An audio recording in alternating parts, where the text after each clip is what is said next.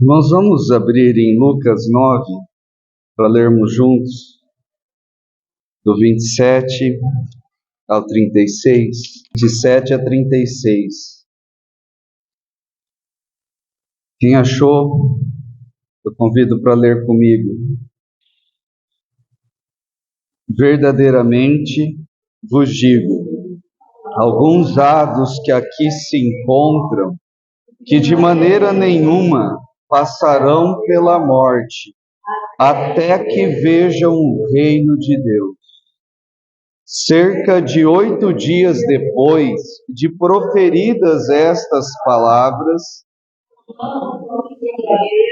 João e Tiago subiu ao monte com o propósito de orar. E aconteceu que, enquanto ele orava, a aparência do seu rosto se transfigurou e as suas vestes resplandeceram de brancura. Eis que 2 varões falavam com ele, Moisés e Elias, os quais apareceram em glória e falavam da sua partida, que ele estava para cumprir em Jerusalém. Pedro e os seus companheiros achavam-se premidos de sono, mas, conservando-se acordados, viram a sua glória e os 2 varões que com ele estavam. Ao se retirarem estes de Jesus, disse-lhe Pedro: Mestre, bom é estarmos aqui. Então, façamos 3 tendas. Uma será tua, outra de Moisés e outra de Elias. Não sabendo, porém, o que dizia.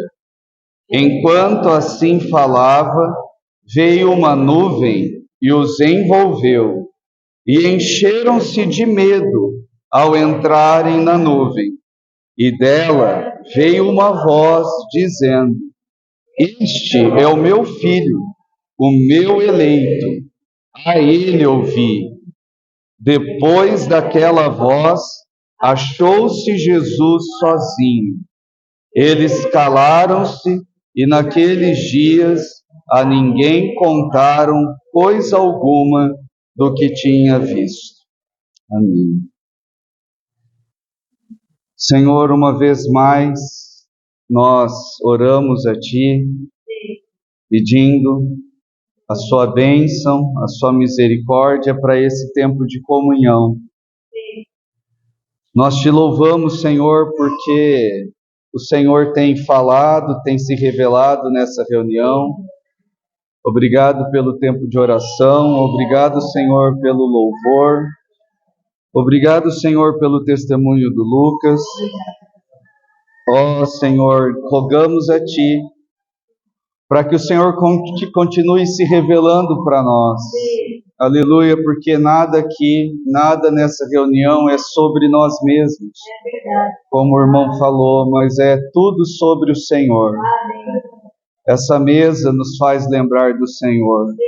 É em Teu nome que nós estamos reunidos, é para engrandecermos o Seu nome, é para agradecermos ao Senhor, como nós já cantamos aqui. É para essas finalidades, Senhor, que nós estamos aqui. Que possamos crescer pela Sua misericórdia em conhecimento de Ti nessa manhã. Que de alguma forma nós possamos crescer em conhecimento, em amor por Ti. Pai, eu Te peço em nome de Jesus, continua derramando mais do Seu amor em cada um dos nossos corações. É que eu Te peço em nome de Jesus. Amados irmãos, nós estamos considerando a vida do Senhor Jesus, e esse texto que nós lemos fala da transfiguração, um importante evento da vida do Senhor Jesus. Primeiro, eu gostaria de considerar com os irmãos desse texto que nós lemos em Lucas 9, versículo 27 em diante, que Jesus ele estava reunido com os seus discípulos, naquela ocasião em que ele perguntou para eles: quem sou eu? E Pedro respondeu: tu és o Cristo, Filho do Deus vivo. Então ali Jesus disse para ele que quem tinha dado essa revelação foi o Pai. Daí o Senhor também dá a revelação da igreja, dá a revelação da cruz, e também ele dá a revelação do reino, quando ele diz assim, verdadeiramente eu vos digo, estou lendo de novo Lucas 9:27, alguns há dos que aqui se encontram, que de maneira nenhuma passarão pela morte, até que vejam o reino de Deus. Foi isso que Jesus disse para os seus discípulos. E talvez a gente possa nos perguntar, quando é que isso se cumpriu? Será que Jesus estava falando da manifestação do seu reino que ainda irá acontecer? Isso não faria nenhum sentido, porque Jesus disse: alguns dos que aqui estão não vão passar pela morte.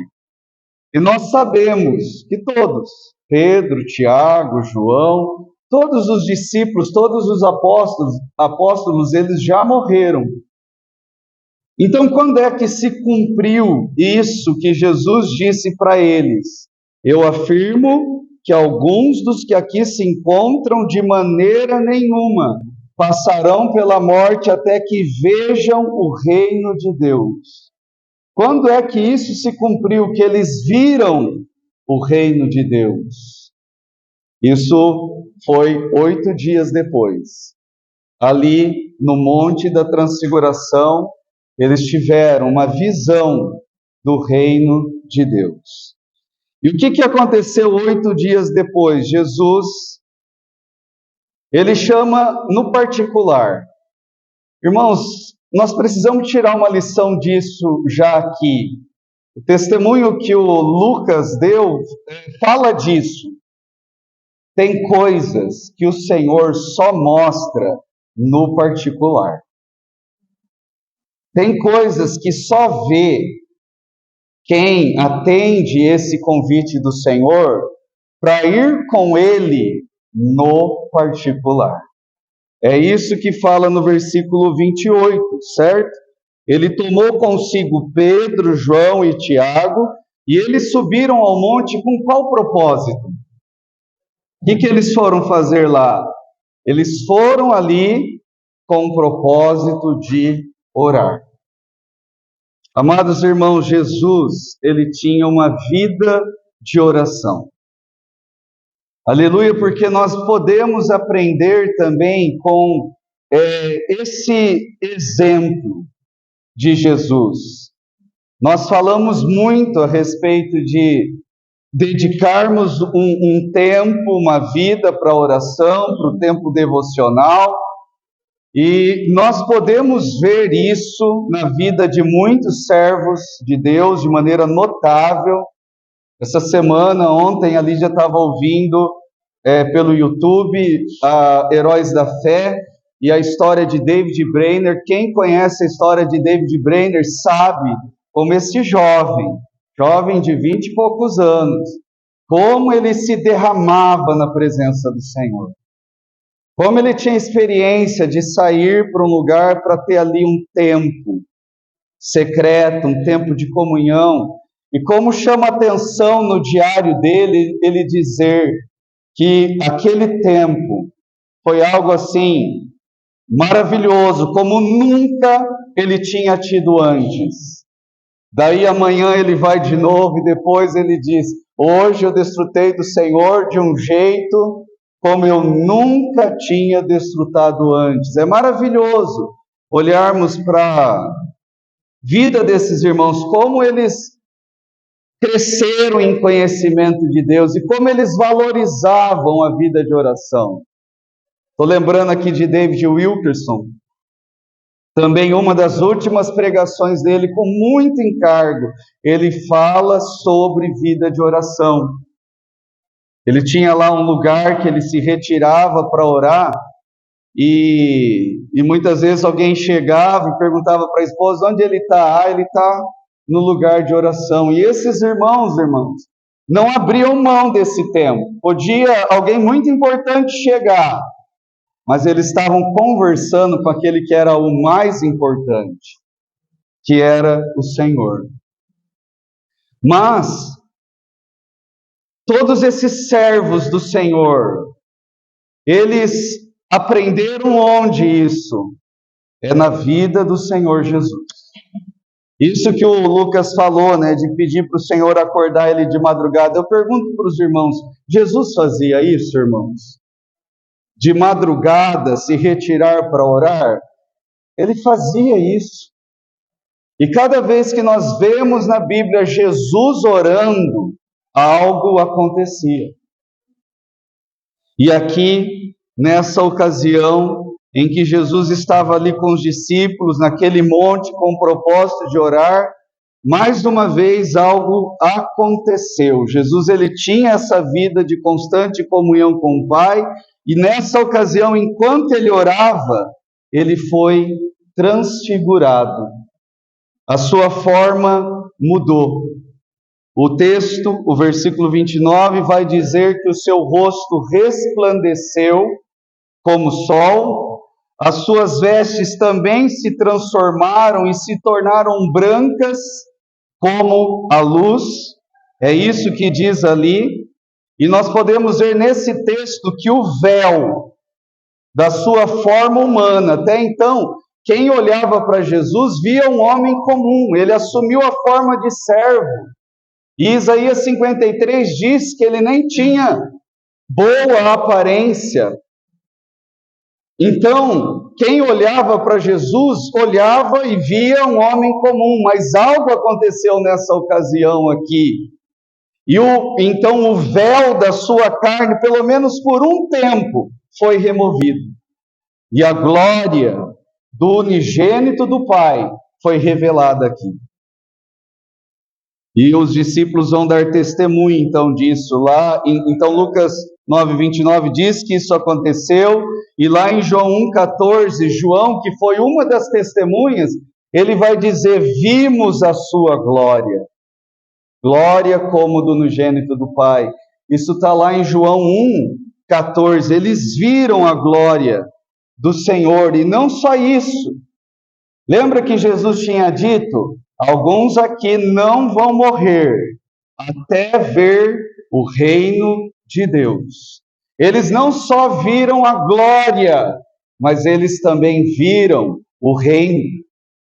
Por que que nós podemos afirmar isso? Porque Pedro dá testemunho disso, dessa experiência.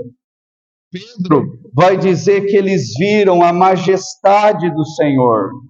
Isso, irmãos, está lá em 2 Pedro 1, se você puder abrir aí, vamos ler juntos. 2 Pedro 1, 16 a 18. Nós estamos considerando hoje o fato e o significado da transfiguração. Algo aconteceu. Jesus, o seu rosto resplandeceu como o sol, as suas vestes também se tornaram brancas e resplandecentes. O que estava acontecendo ali? Ele estava mostrando a sua glória, e não apenas a glória, mas eles também tiveram uma visão da majestade de Jesus. É o que Pedro vai dar testemunho nesses versículos que nós vamos ler, ó. 2 Pedro 1, 16 a 18. Vamos ler?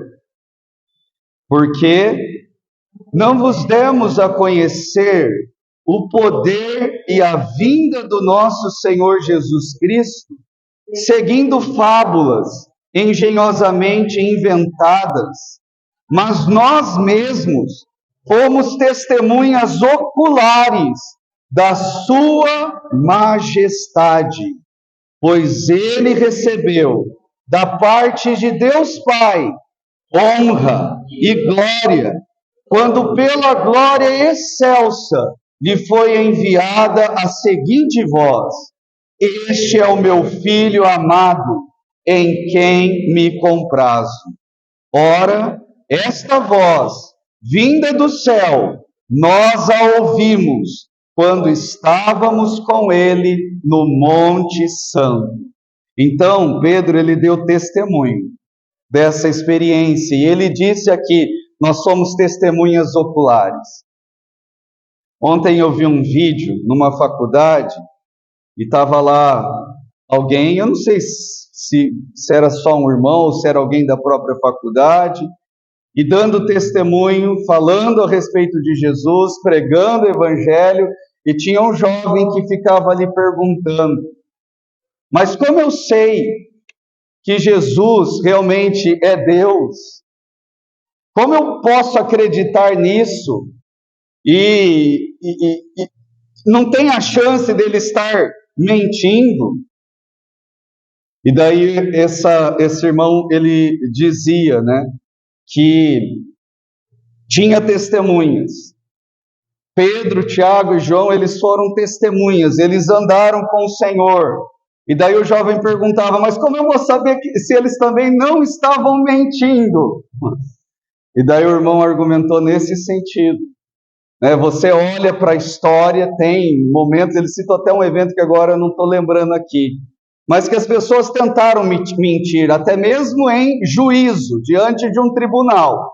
Contaram uma história mentirosa, mas quando viram a coisa apertar, voltaram atrás.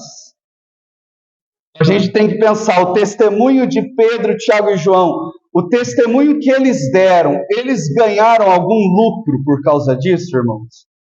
Houve algum interesse de Pedro, Tiago e João em dar esse testemunho?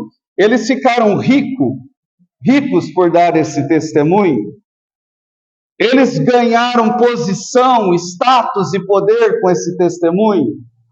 O que eles ganharam? Perseguição. O que eles ganharam? Martírio. Foi isso que eles ganharam. Mas eles estão dando testemunho. Nós vimos a majestade dele. Nós vimos a glória dele. Glória e reino. Irmãos, nós estamos considerando o que aconteceu naquele monte. Ver o reino aqui, o que significa? Significa ver o rei. Como o Lucas disse, não se trata de mim, se trata dele. Irmãos, quando nós entendemos quem é Jesus, a nossa vida muda. Quem é Jesus? Ele é o Cristo, Filho do Deus vivo. Quem é Jesus? Ele é o Rei do reino dos céus. Ver o Rei é ver o reino. Ter o Rei não é ter o reino. Às vezes na nossa cabeça nós temos uma ideia de que reino é uma coisa geográfica, é uma coisa de espaço físico, mas não é. O reino de Deus está ligado ao rei. E por que podemos afirmar isso? Porque na Bíblia, irmãos, nós vemos mais de uma vez essa relação de reino de Deus e rei. João Batista, ele começou a pregar. O que ele pregava, João Batista? Arrependei-vos, porque está próximo o reino de Deus. Ele estava falando de tempo, irmãos, que ia chegar um tempo que o reino de Deus ia chegar. Não era uma questão de tempo, era uma questão de espaço. E quem é que estava perto deles ali? O rei. Onde Jesus está, o reino está. Eu te pergunto, Jesus está na sua casa?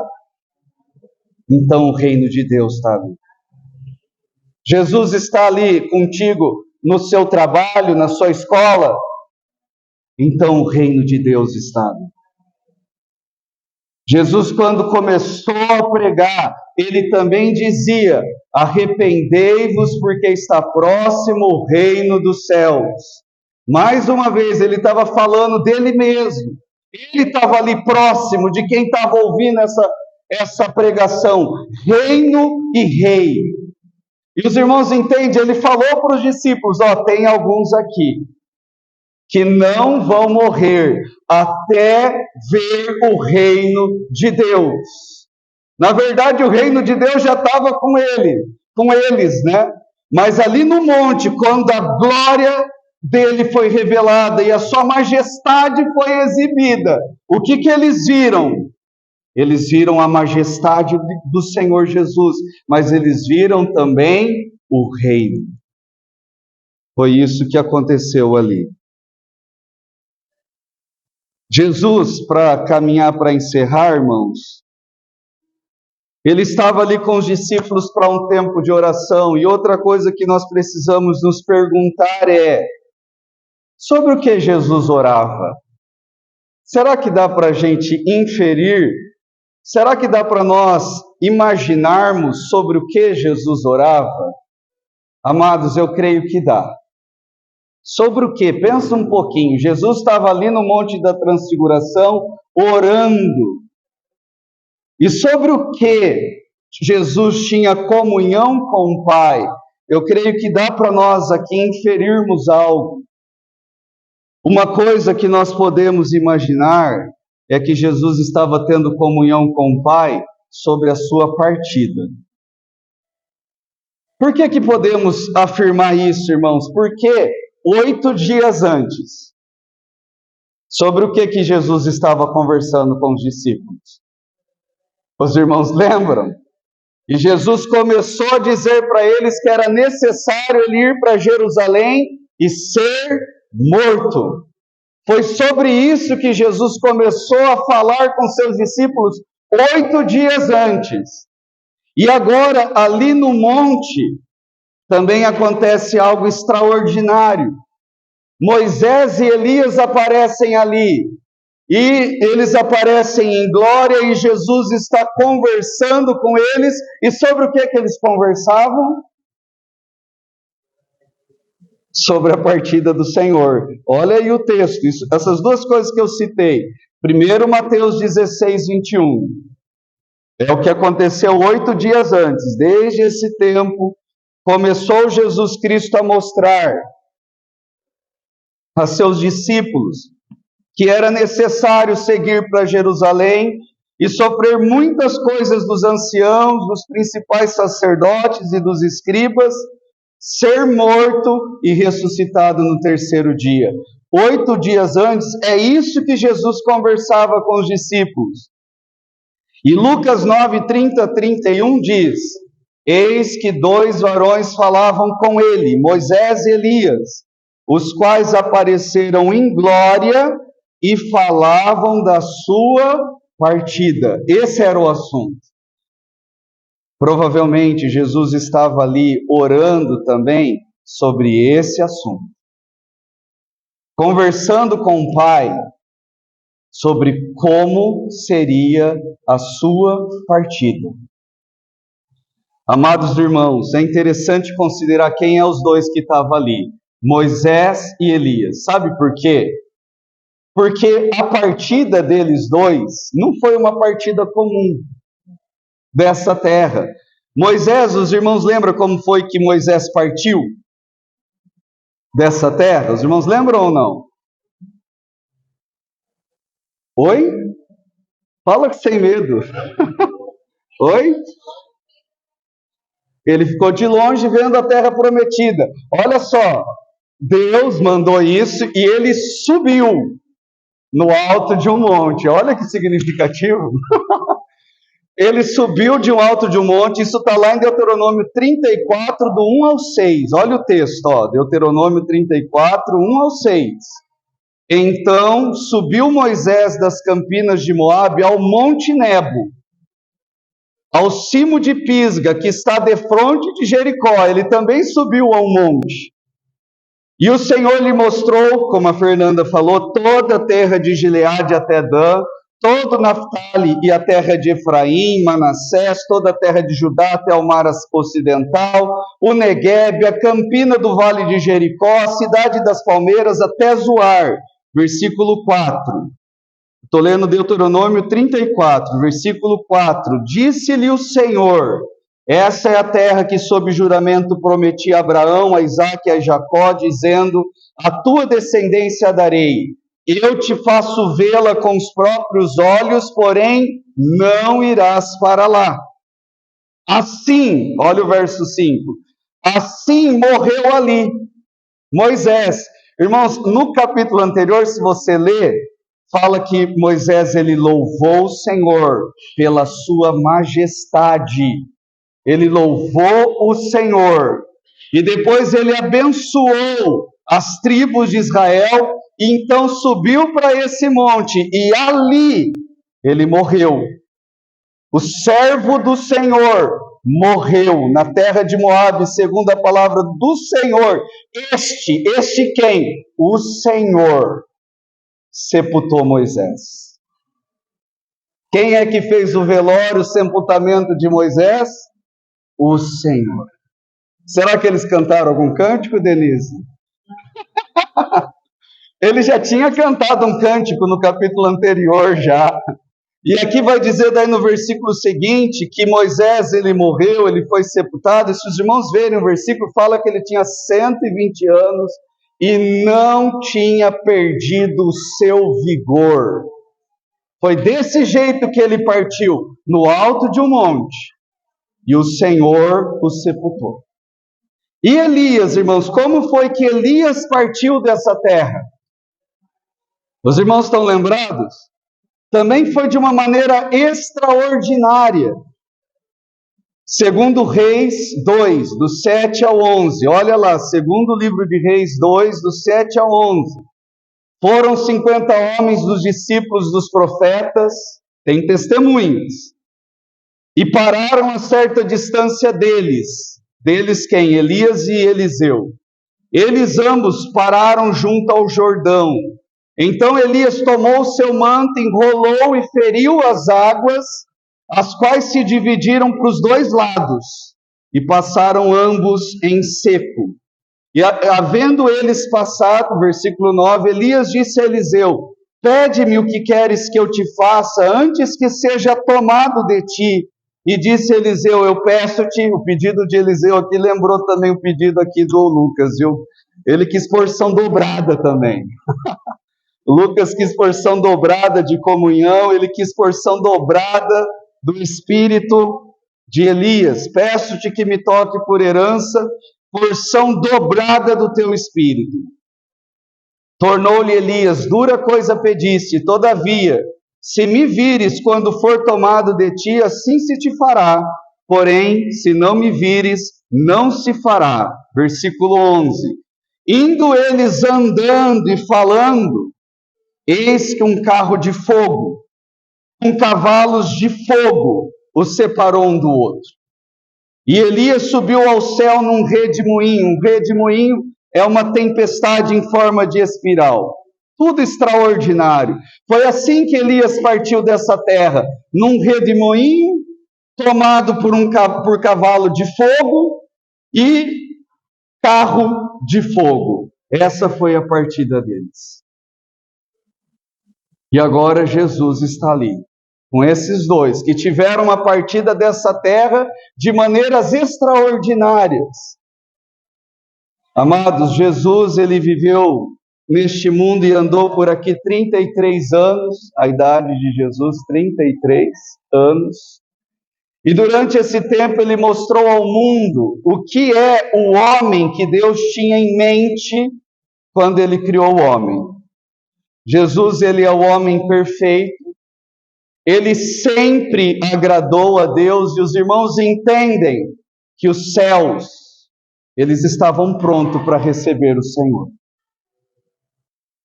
Ali no Monte da Transfiguração, os céus podiam até dizer para Jesus assim, ó, ali do Monte da Transfiguração, suba, você está qualificado. Irmãos, Enoque, Deus não aguentou. Enoque, Deus o levou para si. Moisés e Elias, Deus levou para si. Nós estamos falando do Filho de Deus, o homem perfeito. Os céus podiam clamar para ele, suba, você está qualificado. E se ali, no Monte da Transfiguração, Jesus tivesse feito isso, haveria um homem na glória, mas ele estaria sozinho.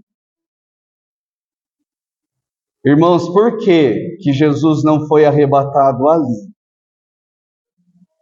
Por minha causa e por você. Porque a vontade de Deus não é apenas ter o seu Filho unigênito na glória, mas a vontade de Deus é conduzir muitos filhos à sua glória. E Jesus sabia que o homem ainda estava debaixo de condenação. E Jesus sabia que para poder salvar o homem, era necessário ele descer daquele monte. Havia ainda uma missão a ser cumprida. Então, louvado seja o Senhor. Embora os céus estivessem prontos para receber o Senhor ali já, o Senhor não foi tomado dali.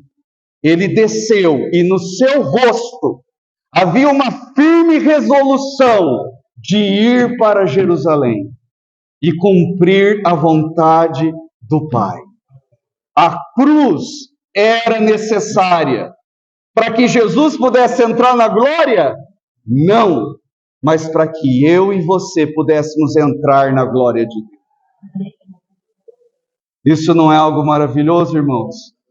Meu tempo acabou, só para concluir essa ideia, Hebreus 2:10, só vou citar alguns versículos, abre para ler, vamos ler juntos, que falam sobre isso, sobre o desejo do Senhor de conduzir muitos à glória. O que eles viram ali foi a glória, foi o reino, mas esse reino, essa glória, não era apenas para o Filho unigênito, o desejo de Deus é conduzir muitos à glória.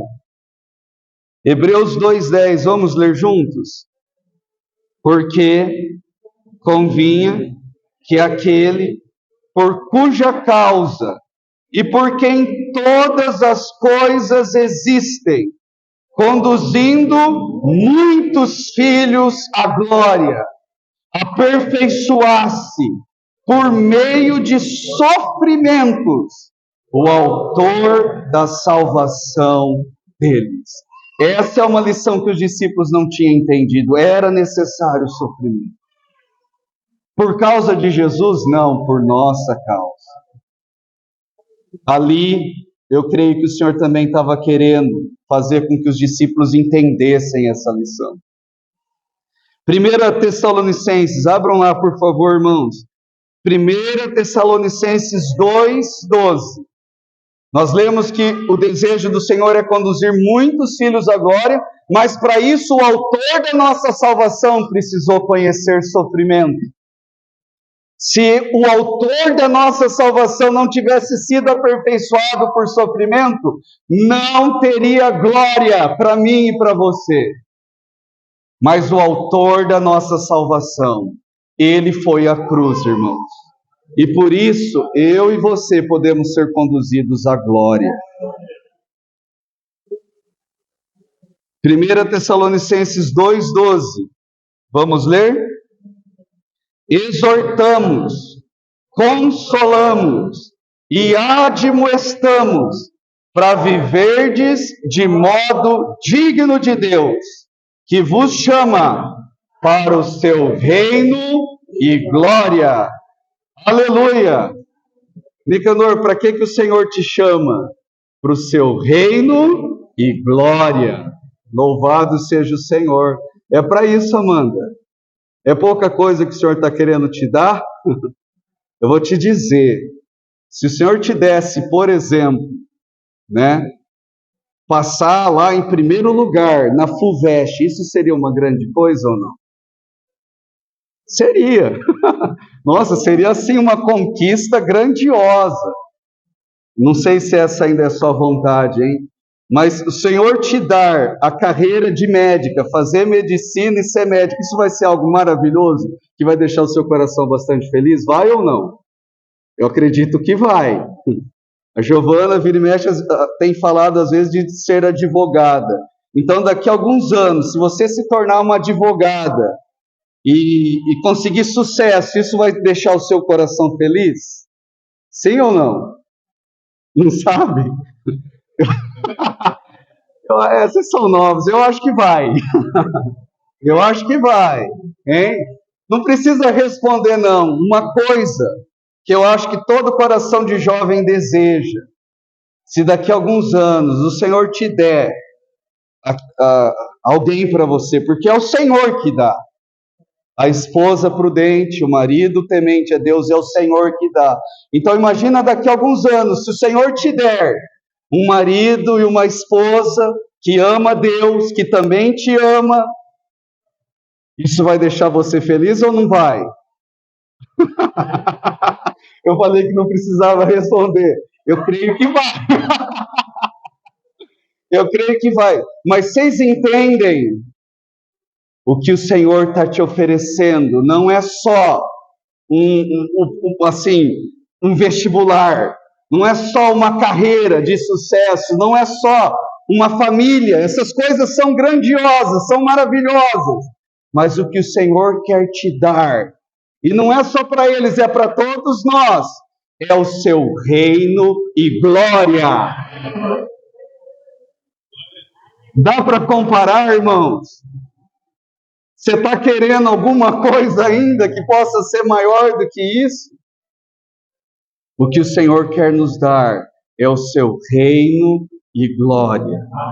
Só que para isso foi necessário o Senhor Ele deixou a glória do céu, e Ele deixou também a glória ali do Monte da Transfiguração. Ele deixou para descer e tomar o caminho do Calvário, por amor a mim e você, para que nós pudéssemos entrar na sua glória. Não precisa abrir por causa do tempo, mas Romanos 8, eu separei outros versículos que falam disso, hoje não vai dar, mas Romanos 8,30 diz: e aos que predestinou, a esses também chamou. E aos que chamou, a esses também justificou. E aos que justificou, a esses também glorificou. Eu não sei, talvez você não consiga ainda se ver na glória. Eu acho que a maioria aqui talvez sim, porque tem essa experiência, mas eu vou te falar. O Senhor já te chamou? Sim ou não? Ele já te justificou? Como é que Jesus te justificou? Como foi isso? Foi ali na cruz. Foi ali na cruz. E a esses que justificou, Ele também glorificará. É isso que o texto diz? Ele já glorificou. Irmãos, isso é um fato consumado. Louvado seja o Senhor por isso. Irmãos, nada pode mudar isso. Pode ser que a gente precise de um pouco de disciplina ainda, mas nada. Os irmãos estão lembrados daquele jovem de Corinto? No dia eu e o Andrezinho estávamos conversando sobre isso. Os irmãos estão lembrados? Aquele jovem que se deitou com a madrasta e que Paulo orou entregando ele para Satanás. Mas os irmãos lembram, é para que ele morresse no corpo, mas o seu espírito fosse salvo. Mesmo para aquele jovem, nós sabemos que depois a igreja perdoou, Paulo perdoou, mas mesmo aquele jovem, o destino dele ainda era a glória. O seu destino já está selado, irmão. É claro que a gente sabe que existe uma diferença aí também entre vida eterna e galardão. A gente sabe que talvez seja necessário disciplina. Aquele jovem estava sendo entregue para disciplina. Graças a Deus que houve arrependimento, né? Graças ao Senhor. E nós sabemos que talvez também alguns precisem de disciplina durante o milênio. Mas graças ao Senhor, o Senhor já nos concedeu a sua glória.